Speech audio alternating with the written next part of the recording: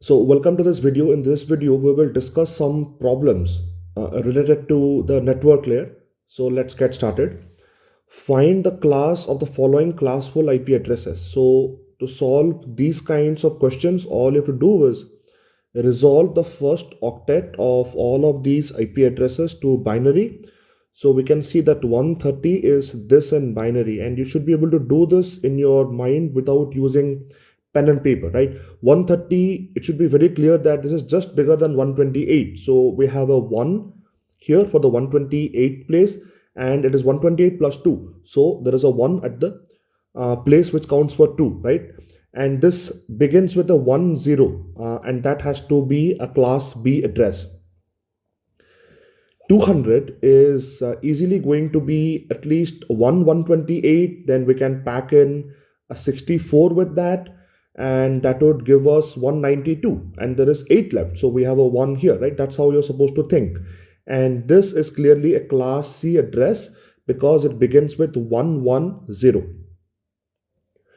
245, don't start from 0, just think of it as being closer to 255, right? So from 255 we have to deduct a 10, and the 10 is 8 and a 2. So I have all ones, which is 255. I just take away the 1 for 8 and the 1 for 2, and this gives me the binary representation of 245. And this is clearly beginning with a 1111, and that is a class E address. Let's move on to the next one. Find the class of the following classful IP addresses. It's even easier than the first question. It begins with a 0, got to be class A. Begins with 1110, class D, and 110 has to be a class C address. Rewrite the following IP addresses using binary notation. Okay, so in a similar way, we just write 110 in binary like this, and 11 has to be the next 8 bits. 5, even if it's a small number, takes its own 8 bits, and 88 takes its own 8 bits over here. And for example, how do you do this 88 to binary? Don't use pen and paper. Just think of it as 88 having a 64. So there is a 1 in the 64th bit. After having 64, you still need 24 on top of 64 to make it 88. So 24 can be thought of as having a 16 and the 8. So there is a 1 in the 16 and the 8 places, and that makes it 88, right? And similarly, I have the binary representation of 12, 74, 16, 18 over here, right? And the 201, this address, its binary representation is over here. They're all going to be 32-bit addresses, and that is how long IPv4 addresses are. Rewrite the following IP addresses using dotted decimal notation. So this is the reverse of what we did in the previous problem. And over here too, you should be able to do it mentally, right? I'll just take this one example and not waste your time anymore, because many of you are probably binary experts at this point of time. So there is a 1 here that's count for 64, and all of these ones, right? What would they count for? So if all of these were ones, that would be 31, right? Because if you see 2 ones, it is a 3. If you see 3 ones, it's a 7. 4 ones is 15. 5 ones is 31. But from those 5 ones, 1 0 is not there. So that is 30. And this first one here is 64. You add that and you get a 94. These are just tricks, right? I'm trying to tell you that works for me, may or may not work for you, right? How is this? This is basically 16 and a 4 and a 1. So 16 plus 4 is 20, plus 1 is 21. So I have 21 here. That's how you just convert all of these binary representations of IPv4 addresses to their dotted decimal notations, right? Okay.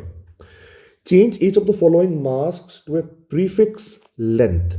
So these are all masks, right? So they're supposed to have these ones from the left, and once you stop having ones, the rest of the bits out of the 32 bits that IPv4 addresses have, they should all be zeros, right? So how many ones are there? This 255 has 8 ones over here, and the 224 basically has a 128 component, a 64 component. That makes it 128, 64 is 192, and there is on top of that a 32 component. That makes it 224, right? So there are 3 ones and rest of them are all zeros. So how many ones are there? We have 8 plus 3, 11 ones. So that is going to be your prefix length, right? The value of n, right? That we use to denote where is the network and the host boundary in an IP address, IPv4 address. Here we have 8 ones, and here we have on top of 224, which had 3 ones from the left, we have another one. So 224 plus 16 is 240, right? So there are 4 ones here, and we get 12 as the prefix length. Here we have 888, and the 128 is just one bit, right? 128 is 1 followed by 7 zeros. So all of these, when you add them up, end up being 25. It's the prefix length. Which of the following cannot be a mask in CIDR? So can this be a mask? Yes, because this has got 8 ones continuously, and then this got like 16 ones continuously, right? 8 plus 8 is 16, followed by 16 zeros continuously. So this is a good mask. Here we have, for the same reason, we have 8 ones from the first octet. 192 is basically a 128 plus a 64. So there you go. 2 ones and then 6 zeros in that octet, then 8 zeros, 8 zeros, right? So this is also a mask because we have continuous ones on the left side. But the last one here is not a mask because though 255, all of these are ones, the 6 here is kind of like this in binary, right? We have a bunch of zeros in the middle here, and then we have 110. So the trend of having continuous ones gets broken at this point, right? Because all of these zeros come in between. So this is not a valid mask in CIDR. CIDR as in the CIDR, right? The classless interdomain routing format. Each of the following addresses belongs to a block. Find the first and last addresses in each of these blocks. So this is a /24 address, IP address. So 24 bits have to be reserved for the network part. So this 14, 12, and 72, they would make up for the network part, and that is exactly what I have in both the first and last addresses here.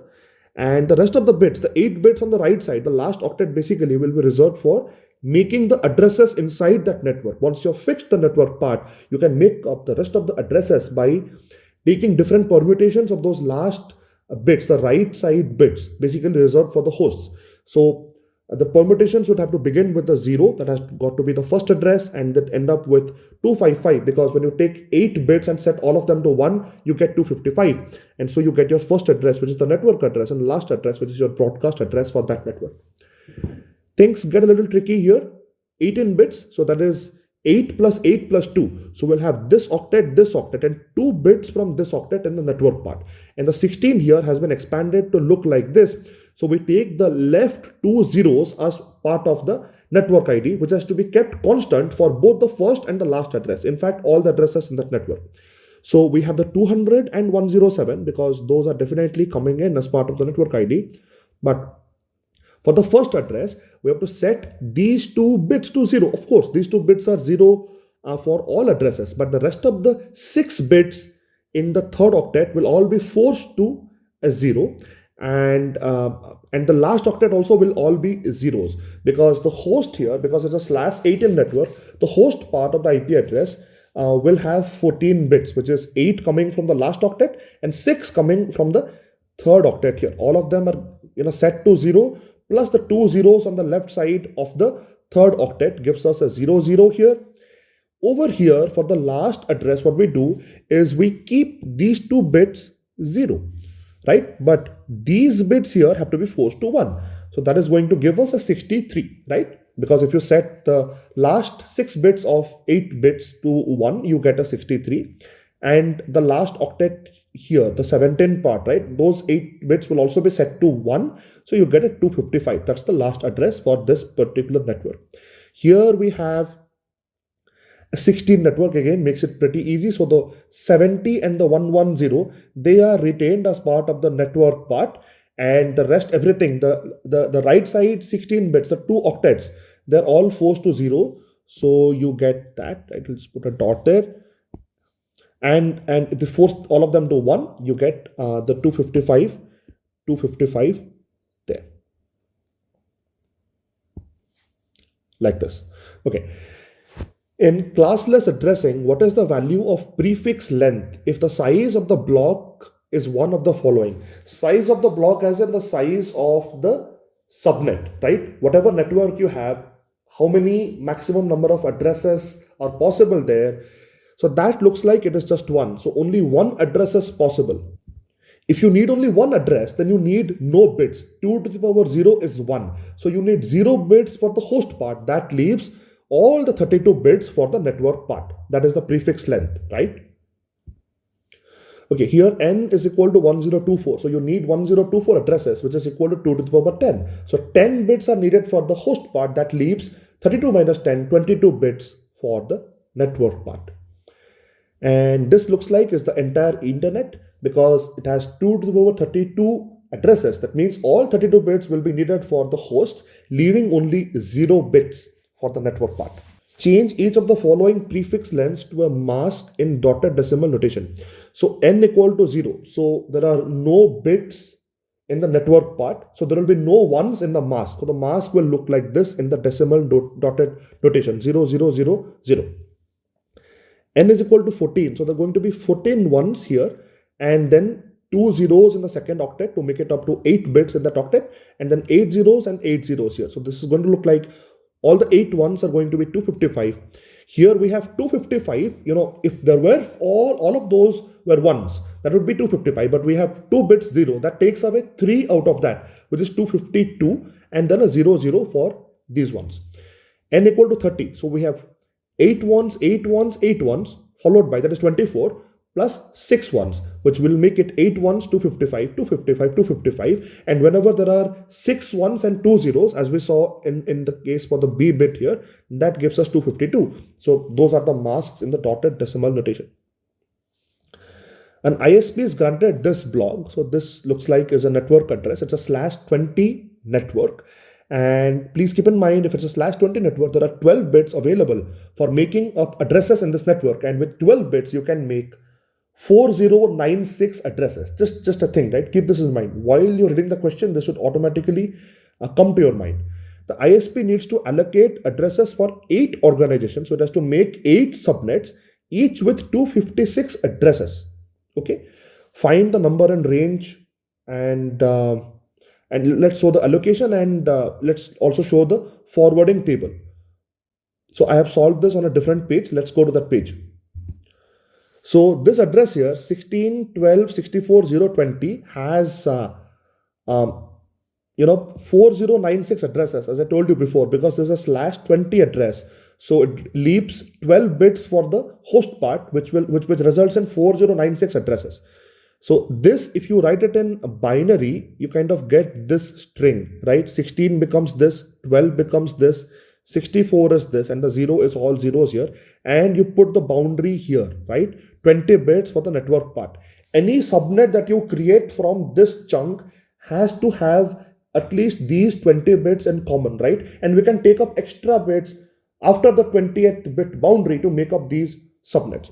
Let me call this part that I'm highlighting here only up to here alpha, right? For brevity. So we need 8 subnets for our 8 organizations, and each of them need 256 addresses. If you multiply, you get only 2048. So we have space up to 4096, but we are only going to use 2048, only half of the addresses available to us.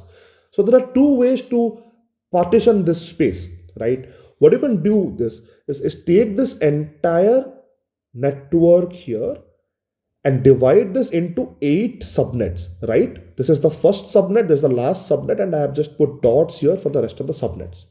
So then here, each of these subnets, they're going to have 512 addresses, right? Because you are evenly dividing them into 8 subnets, and you have got 12 bits available for the hosts.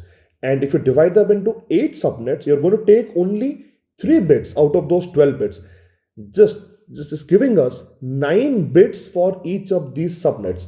With 9 bits, you can make 512 addresses in each of these subnets.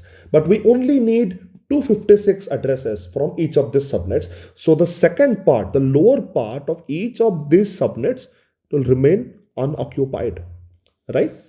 So what will happen is that for this first subnet, I take alpha. Alpha comes from the parent network, which is basically which I said, like from here until here. This part is alpha. With that, I give 3 bits to identify the subnet. So the first subnet will have 0, 0, 0. And here, as you can see, the last subnet is going to have 1, 1, 1. The rest of the subnets in between, they will have 0, 0, 0, 0, 1, 0, so on and so forth, right? And because we are only going to use the first half of each subnet, I'm going to use another bit, right? First half, second half. If this is 0, then we are dealing with the first half of that subnet. And if that bit is 1 like this is going to be the one that I've shaded here, the second half of that subnet, which is not going to be used. And then after we take all these bits, alpha is itself 20 bits, and where here we have like 4 more bits gone. So we are left with 8 bits, and with 8 bits, you exactly can make 256 addresses, right? So this works this way.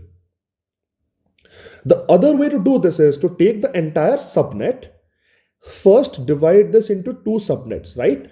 The one that you're not going to use and the one that you are going to divide into your 8 subnets, right? So this part is unused. So to do this division first, apart from alpha, we need another bit. If it is 0, then we are in this part here. And if it is 1, then we are in the unused part, which we will not think about anymore further. If you take this part here and divide this into your 8 subnets, then this alpha 0 will be inherited by all of them. Then after that, you need 3 more bits for all of these subnets. And these are now complete subnets, right? 256 addresses. You don't have to kind of keep half of them as unused, because that is how we divided them. The unused ones were kind of pushed to the bottom initially, instead of kind of pushing them to the bottom, 1 each per subnet, as we did in the first case, right? So here of alpha 0, which is inherited from this for all the subnets. Then we are using 3 more bits for the first subnet, and 0, 0, 0, first subnet, 0, 0, 1, second subnet, all the way up to 1, 1, 1 for the last subnet. Then here alpha is 20, then 4 bits are gone. So 24 bits are gone to identify the subnet, leaving us 8 bits per subnet to give them addresses. And with 8 bits, you can make 256 addresses for each subnet, right? I have not computed the first and last addresses. I'll just give you like one example here. So for example, for this subnet here, what is going to be the first address? It is going to be alpha 0, 0, 0, 0. And for the 8 bits, you're going to set all zeros. And for the last address, alpha, 4 zeros will remain, because that is identity of the network. You'll have 1, 1, 1, 1, 1, 1, 1, 1. You copy alpha from here, put it here, and then, just convert it into the decimal dotted notation. You will get your 32 bits for both the first and the last address. And for case 1, this is how the forwarding table is going to look like, right? What is it going to look like? What is the identity of the network?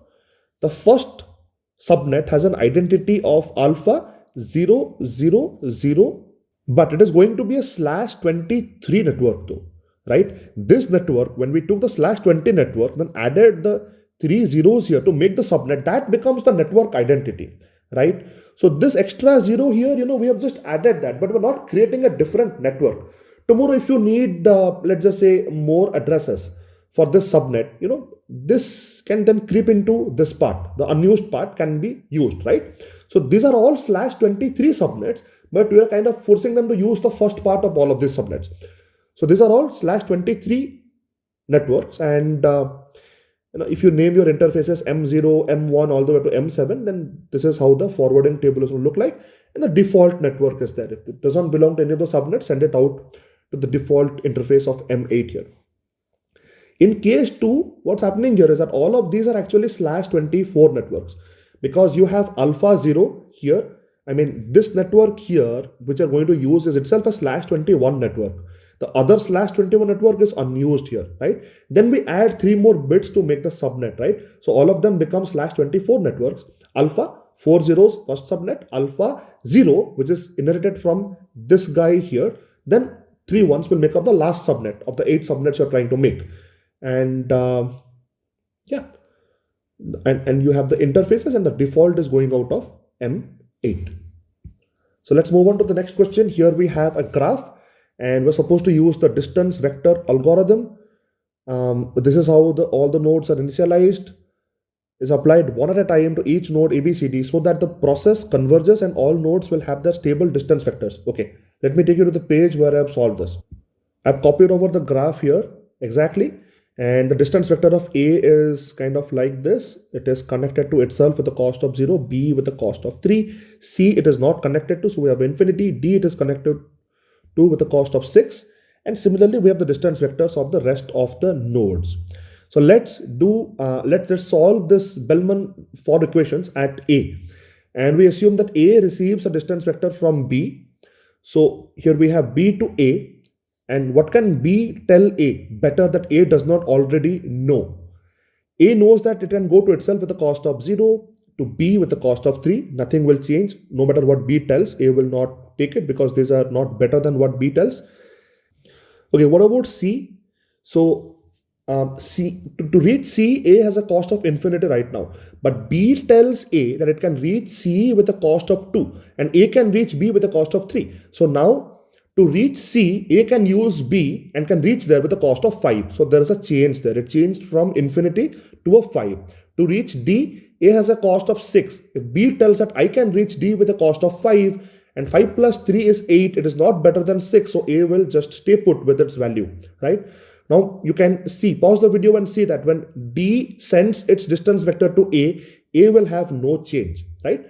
And that is all A is going to receive because A is connected to B. So B will tell its distance vector to A, and we did the processing here. D will tell its distance vector to A, and there is no change there. Okay, let's move on to B. B will get distance vectors from A, D, and C, and you can clearly see that they are not going to give any better path with whatever they know to B. So when I'll just speak about B, A to B here, when A gives its modified distance vector, which is right here, to B, B is not going to get any better path. Is B going to get a better path to A by listening from A? No. Is B going to get a better path to itself? No, that is always going to be 0. B to C is 2. A might tell that, oh, B, I can reach C at a cost of 5. Okay, if A tells B that it can reach C with a cost of 5 and A to B is 3, that means if B wants to go to C through A, it will have to incur a cost of 8. 5 plus 3 is 8. But it can itself go to C at a cost of 2. So why will it listen to A? It won't, right? And to D, B has a cost of 5. So if A tells it can reach D with a cost of 6, then B will think if you can go to D with a cost of 6, and from me to go to you, it will take 3. So 6 plus 3 is 9. It is not better than 5 that I already have. So when A tells B its distance vector, no change. D to B, no change. C to B, no change. B is connected to all of them, right? So no changes. At C, C has an initial cost of infinity to reach A. So when B tells C that it can reach A with a cost of 3, and C then knows that, okay, it can reach B with a cost of 2, so then C can reach A with a cost of 5. So that change is made. Initially it is infinity, now it is better. Rest, nothing changes. D to C, nothing changes. At D also, when A, B, and C give it their distance vectors, D will have no change. It's already got its best costs to rest of the nodes, right? This is how distance vector works. And the process has stabilized, it has converged. No more changes will happen unless the cost of any one of these nodes changes. For example, the cost here 4 might become 40. Then what will C do? To go to D, it will probably go through B, right? Or this link might break, thus making the cost infinity. Then C will then look for better paths to reach D, right? D will look for better paths to reach C, right? These things can happen, but if these changes do not happen in the links, then this is as stable as it gets. Let's move on to the next question here. shortest distance between x and y, dxy, according to the Bellman-Ford equations. And what has been given here? So we have all of this cost, right? DAY. So this is DAY is 5. That's what I have. So 5643, 5643. And the other cost, X to A, is like 2. And then we have 2131, 2131. So how do you write the Bellman-Ford equations? So when Y hears from A that it can reach X with a cost of 2, so Y cannot initially reach X. So the cost is infinity. So if it has to listen to A, and then okay, you can reach X with a cost of 2 and I can reach you with a cost of 5. So you can take me to X with a cost of 7, right? So now the cost is 7. Now Y listens from B and it says, okay, and my current cost is 7 if I have to go through A. You can give me 1 plus 6, right? 1 plus 6. 7, no change. Then it listens from C. It is like 3 plus 4, no change, still 7. But when it listens from D, it's like, okay, now the cost is 7. If I go through any of A, B, C, doesn't matter. I'm going through A because B, C could not give me a better cost. Same cost 7, so I did not change from A. Okay, so now you can give me 4 here. So I'll just use D to reach X, right? So this is how you apply Bellman-Ford equations to arrive at your best cost to reach X from Y or vice versa. Okay, now this is the all-time favorite. Use Dijkstra's algorithm to find the shortest path tree for A and the forwarding table. So let me take you to the page on which I've solved this. Okay, so let's solve this problem. I have copied the graph over here exactly as it was given in the question. And these are here the costs, right, of the links.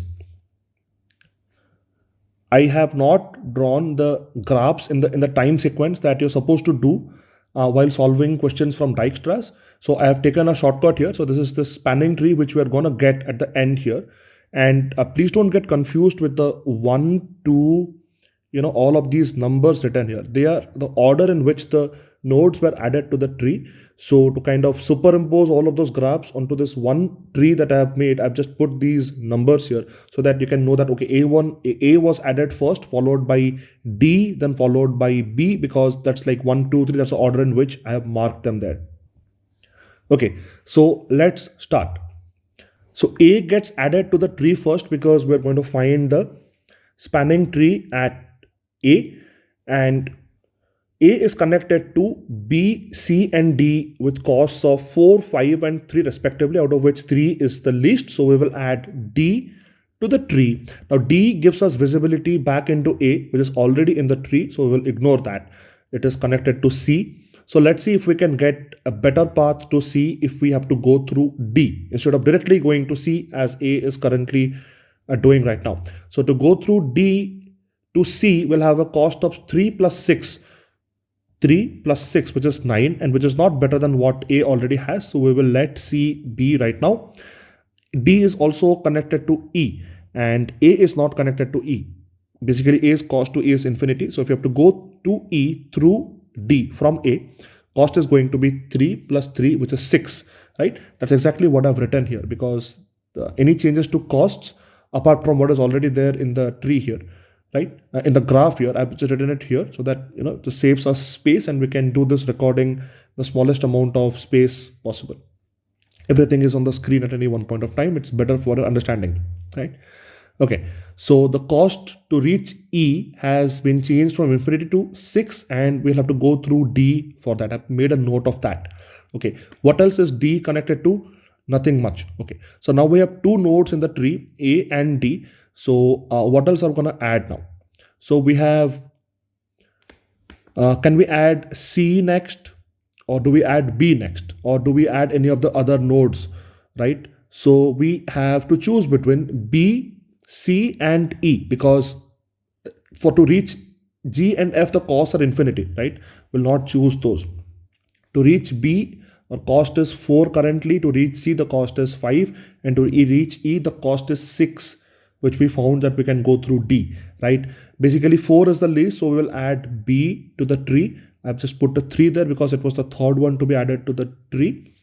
B gives us visibility into A already in the tree. It gives us visibility into C. Can we get a better path to C through B. To go to C through B, your cost is going to be 4 plus 2, which is 6. It is not better than 5 that we currently have. So we will let the cost of C be 5 as it is right now. B is connected to F. The cost to go to F is infinity right now. And to go to F through B, the cost could be 4 plus 3, which is 7. So that's what I've written here. It gets reduced from infinity to 7. Okay. And B is also connected to G, and the current cost to go to G is infinity. So to go to G through B, A would have to spend 4 plus 4, which is 8. And 8 is better than infinity. So we make a note of that here too. So the updated costs of F and G are now 7 and 8 respectively, and we can go reach them through B. Okay. All right. So now we have A, D, B in that order in the tree. So we have to choose what to add next. Okay, should we add C? Because to reach C, the current cost is 5. Should we add E? To reach E, the cost is 6. To reach F, the cost is 7. To reach G, the cost is 8. So we have 5, 6, 7, 8 in that order. So we'll choose the one which has a cost of 5, which is C. So C is added here. C is connected to many of the nodes which are already in the tree, like A, D, B. We will ignore. We will look at E. And if C gives us a better way to reach E, is that true? To reach E through C, we have to have a cost of 5 plus 4, which is 9, which is not better than the current cost of E, which D gives us, which is 6, right? So we will let C just sit right there and not have it change any of the costs that we have. Okay. So what do we add next to the table? We have E, F, G with the cost of 6, 7, 8. So we add E next here. E is connected to D already in the tree. C already in the tree. F is not in the tree. So to reach F through E, the cost is going to be 6, which is the cost of reaching E. And from E to F, the cost is 2, which is 8. But we can reach F with a cost of 7 through B. So we will not let E hijack that path to reach F from B. Okay. So now we add F because like it is smaller than 8, which G has. So F is added. F is connected to B, E, and G. B and E are already in the tree. So we ignore that to go to G. Can F give us a better path? Let's investigate. So to reach F, we have a cost of 7 through B. And to reach G from F, the cost is 5. So 7 plus 5 is 12. But A can reach G through B with a cost of 8. And 12 is not better than 8. So F is just going to be added there. And it will not change any costs. Then we go and add G, final one, okay, to the tree. And G is connected to B and F. Well, they're already in the tree, so nothing to be done here. So this is your spanning tree here, right? All of these M0, M1, M2, M3, these are interfaces of A, written there for the purpose of the forwarding table. So we have all the networks A, B, C, D, E, F, G. And then to go to A, you have to go to A as in the packet is probably going to some network connected to A. So there is no next hop. So it's just going to send out to the switch connected to M0, right? To go to B, you just send it out of M1 and you have the address of B. Basically, if anything is destined to any of the networks connected to B, you have to send it to the router that is at B. And basically all of these ABCDs are routers, right? Routers are nodes in the graph. So whatever the address of that router B is, that's in the next hop here. To go to C, you can directly go out of M2 and that's the address of C is the next hop. To go to D, also directly connected through the M3 interface, right? To go to E, you have to basically first go to D, right? So you basically go to D through M3 and the next hop is basically address of D. D will then look at its own forwarding table and then forward it to E later. But the packets have to first go to D to be able to reach E. To go to F, we will go to B through M1, right? To be able to go to G, we will first use M1 to go to B and then B will then forward it to F and G. So divide this network into 4 subnets that need 20, 56, 119 and 7. None of these are powers of 2. And we have to find the first and last addresses of each of the subnets. So I have just described how to solve this problem, and this is This can get a little tricky, but if you can follow through what I'm trying to say and you kind of stress your mind a little bit, not too much. I mean, don't get overstressed because of this, because this is easy. You'll be able to easily understand what is going on, right? So if you need 20 addresses, you cannot have a subnet which is 16 addresses, right? You have to at least use a subnet which has 32 addresses. If it is 56, 32 will not suffice. You have to at least go until a 64, 119, 128, and for 7 addresses, we can use a small subnet of 8 addresses. 4 will not do. So I'm taking it to the nearest power of 2. Okay, so the parent network here is a /24 network. So the first 3 octets, right, the 19, 17, 29, they become part of the network ID of that network. And I am denoting that as alpha over here. Those are the 24 bits of the network part. It leaves 8 bits for generating host addresses. So in that 8 bits, you can generate 256 addresses, right? So let's look at this rectangle that I have made here. So let's first allocate this chunk, this 119 chunk, and it will need 128, which is exactly half of 256, right? So we divide this thing into 2 halves, right? And the first half, right? So we take alpha, which we inherit from the parent network, and we add a 0, right? We'll need an extra bit. Whenever you divide anything by 2, you take this extra bit. The first half becomes a 0, the second half becomes a 1, right? So alpha 0 is going to be the subnet ID, the network ID of this part, the network that is going to receive the, that has 119 addresses, right? So I've written 119 here. And how are we going to generate those network addresses? Well, alpha was 24 bits, this extra 0 makes it 25. So we have 7 bits left for generating addresses, right? The host part. And with 7 bits, you can generate 128 addresses, which is enough to allocate addresses to 119 computers, right? Okay. Now let's look at the right side here. The right side here, this alpha 0, right? It becomes a alpha 1 over here. If you can take a look at that, just this much, right? This part is a alpha 1. That is the right side of the division of the 256 addresses, 128 on the left, 128 on the right. So this alpha 1 represents the right part of that 128 chunk, right? So now let's allocate this chunk, the 56 chunk, which needs 64 addresses. So let's not give the entire 128 right side, right, to this 56 chunk. Let's just give 64. So we will divide it another time here. This is the line that divides it, right?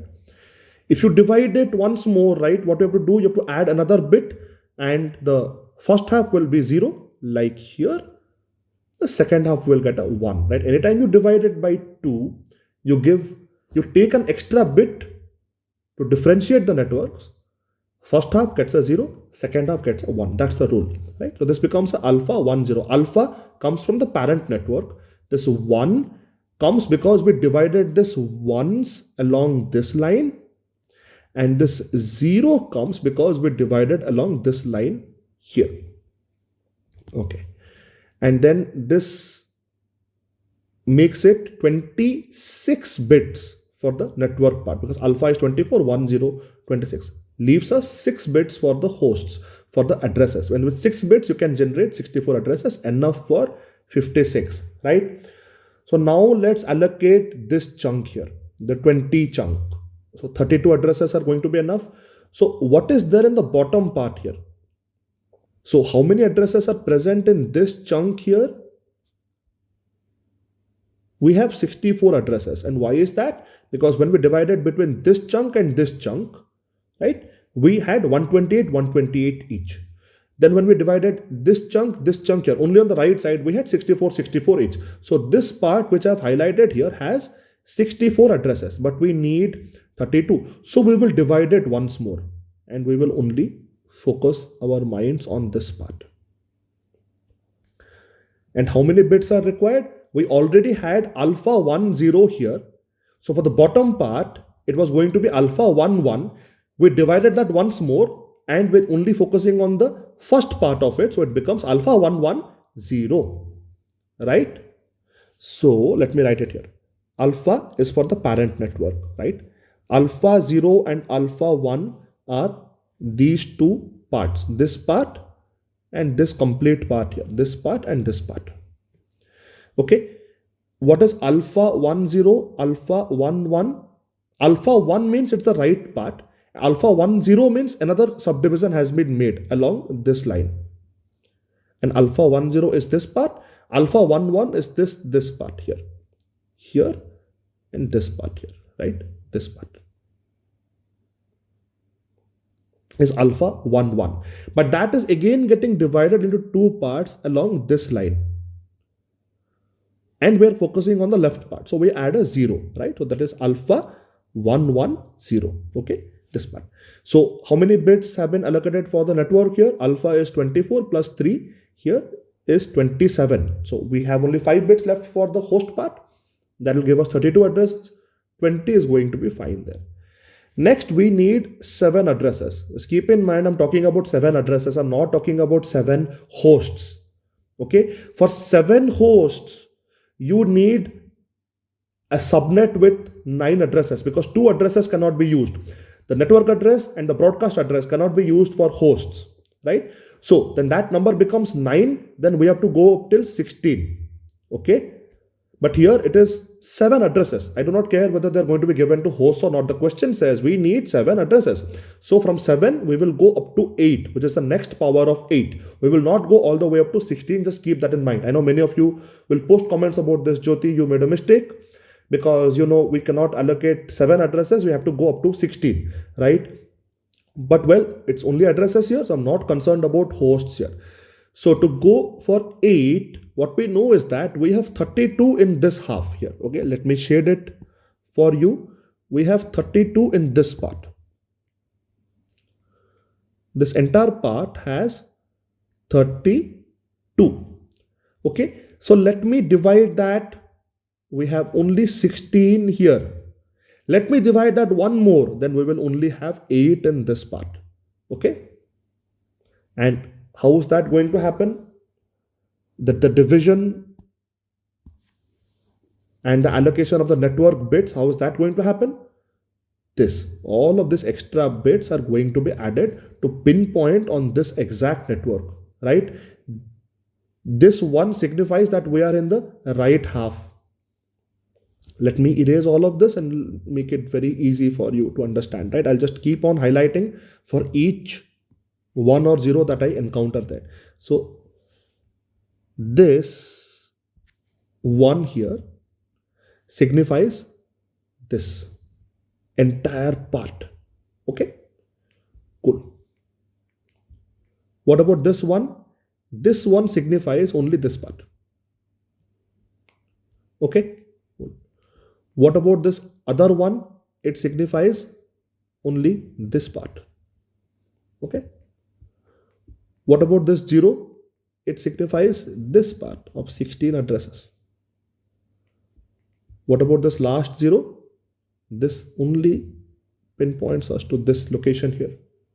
So you need all of these bits, 5 bits with alpha, to be able to go to this subnetwork, which is taking the number of bits to 29, leaving us 3 bits. With 3 bits, you can make 2 to the power 3, 8 addresses. 7 is going to fit right into it. Okay. Let's move on to the next question. Consider the following forwarding table at a router. Okay. And so we have the entries given here, and then the interfaces are right here, and then looks like these are the first 2 and the last one are connected to other routers, and this is probably its own network. It's connected to switch, so there is no next hop, right? What happens to IP packets whose destination IP addresses are as follows? This. Okay, is this going to match the first line? 19, 17, 130 matches clearly, because this is /25. So the 19, 17, 130 are part of its network ID. There is an extra 1 here, which is this 128, that is making it 25. So the last octet here of 128 looks like this, right? 1 0 0 0 0 0 0 0, and then you have 19 in decimal, 17 and 130, right? So this is the network part, 25 bits. 19 is 8 bits, 17 is 8 bits, 138 8 bits, and this extra 1. This is in binary. 128 in binary is what I've shown here. This is the network ID. So if we take this address here and write it in binary, what will happen? This 19 will match, 17 will match, 130 will match, but this 2 will look like this: 0 0 0 0 0 0 1 0. It's not going to match. Why? Because if I apply a mask of 25, then all of these bits will become 0.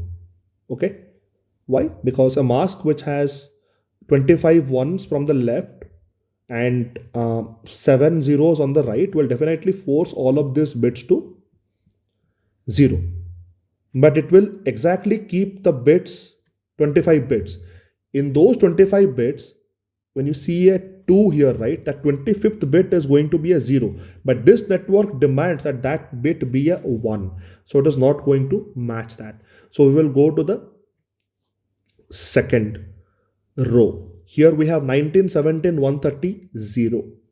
That means we have 19, 17, 130. These are only the 24 bits that will determine the network. Rest everything is 0 in the network address. So here the mask is going to be of 24 bits.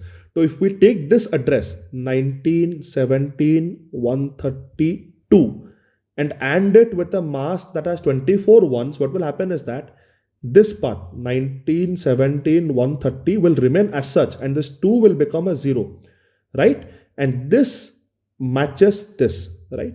What you see here 19, 17, 130, 0, right? It is matching that. It did not match the first row because the expectation was after doing the AND operation with the mask, you need to have 19, 17, 130, 128. But we had a 2 in the last octet. After ANDing, that last octet was not coming out to be 120. It was coming out to be 0. That's why it matched the second row. So this is going to go out to the next hop whose address is given here. It is going to go out through interface 1. Okay. What about the second packet here? 29, 29, 1920. It is very clear here. It is going to match this address here, right? So you will say, okay, this is Jyoti 128, this is 192. How is that going to work? Well, let me put it this way, right? 29, 29, let's keep it a constant. So we have 17. So we have 17 bits in the mask which are set to 1 on the left side, right? So we have a 1. Then the mask will have 1, 3, 1, 2, 3, 4, and all zeros this side. So this is in decimal, right? And this is the network ID, right? So what is the mask going to look like? The mask is going to look like 255, 255, and then 128.0, right? So we'll take the address. The address is 29, 29, 192, 0, and we will AND it with 255, 255, 128, 0. What will stay back is 29, 29, 128, 0. Okay, this is what will stay back. You can do the AND operation using binary. I'd suggest do these things mentally. Don't waste pen and paper. Okay, and this matches this. Okay, so you take the IP address, figure out the mask. We have done some questions about how to find the mask from the prefix. 17, what is the mask? 17 ones. So 8 ones, 8 ones, 1 1. Right? 255, 255, 128, 0. Do the AND operation with the IP address of the packet, destination IP address in the packet, and then whatever you get, if it matches the network ID given in the table, then the packet has to go through that interface there. So it matches, it goes through interface 2 to one of its own network here, right? What happens to this packet? 43, 19, 17, 2, it matches none. 43, there is no 43 anywhere, okay? It will go through the default interface to this router through interface number 3. I have just added another one here. What will happen to this IP? This IP will match the first one. Okay, and how is that? Let's do that here. Okay, let me erase all of this, and I want to drive a point here of why longest prefixes have to be at the top. Okay.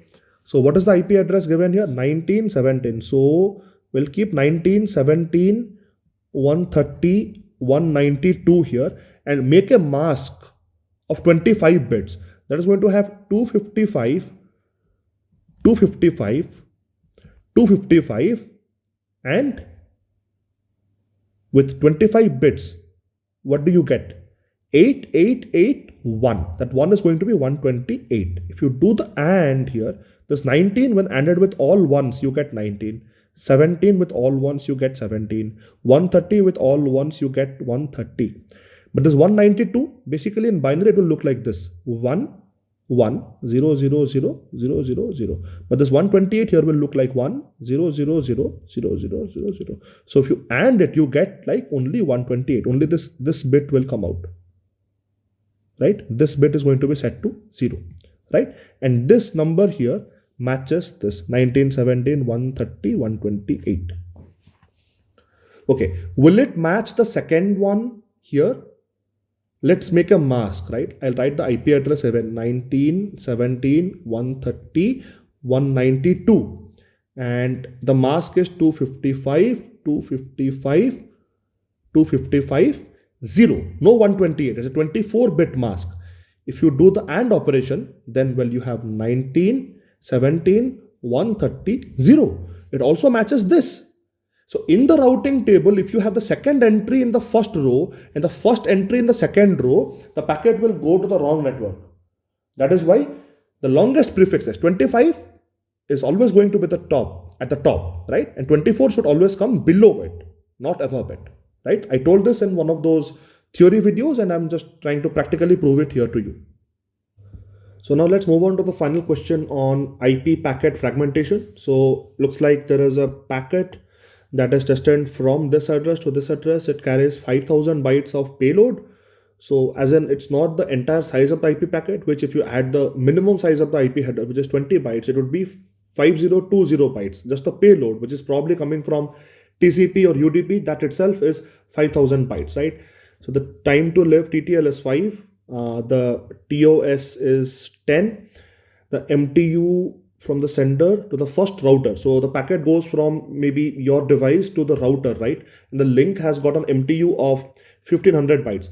So write the header structure of the unfragmented packet, the packet that has not been fragmented yet, the big packet, right? Ignore the header checksum.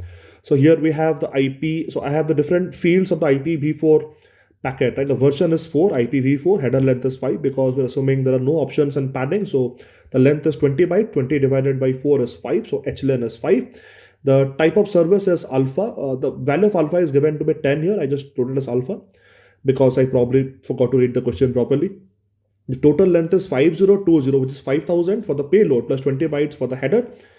The ID is beta, right? Which will be used for fragmentation later, as we will see. The more fragment flag, this is the only fragment. There are no more fragments. So it is 0.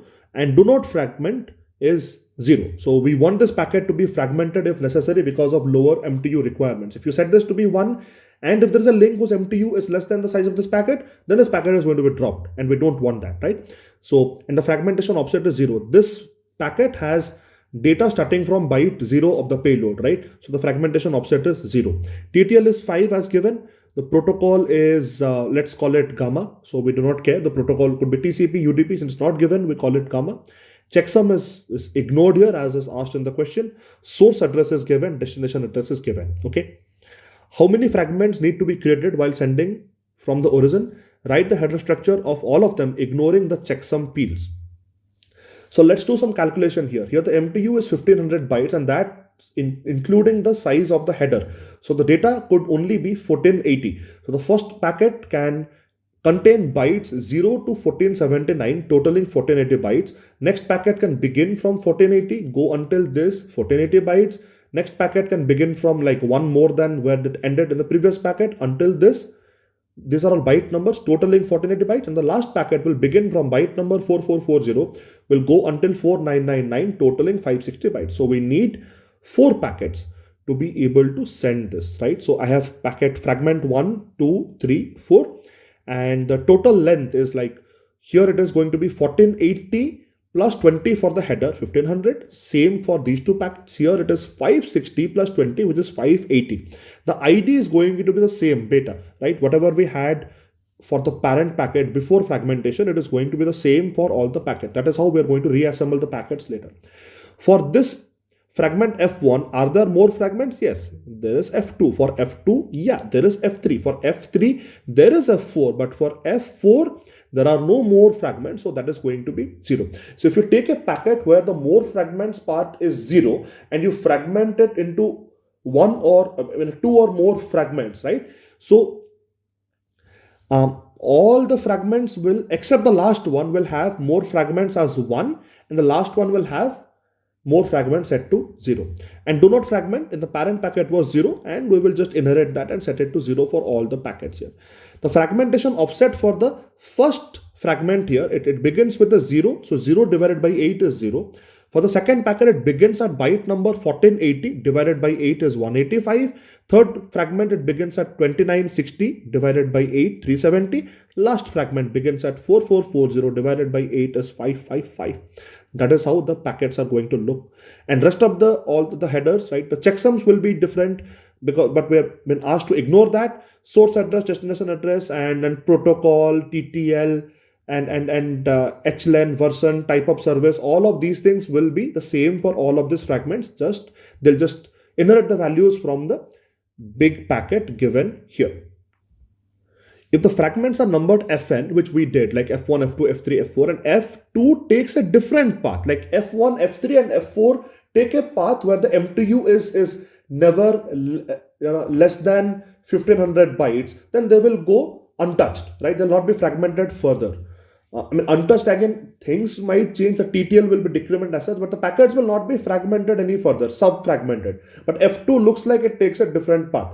Why does it do that? They can, because all of these fragments are now independent IP packets as far as the routers in the middle are concerned. The routers on the path will think of these IP packets as independent IP packets.